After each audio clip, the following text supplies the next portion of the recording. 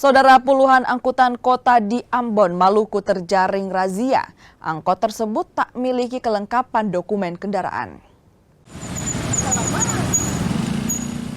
Dinas Perhubungan Kota Ambon menggelar razia kelengkapan dokumen kendaraan angkutan umum. Razia digelar di Jalan Rijali, Kota Ambon pada 6 Mei 2025.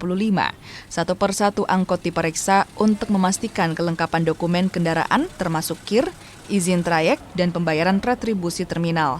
Dari hasil razia, petugas menemukan puluhan angkot tak penuhi syarat kelengkapan berkendara. Ya rata-rata pelanggarannya itu terkait dengan uji KIR-nya. Jadi banyak yang mereka mau bilang masa bodoh gitu sama uji KIR-nya. Padahal uji KIR-nya kan sekarang sudah gratis. Jadi per 6 bulan. Jadi kita kejar, kita lakukan giat ini ya tadi terkait dengan keselamatan.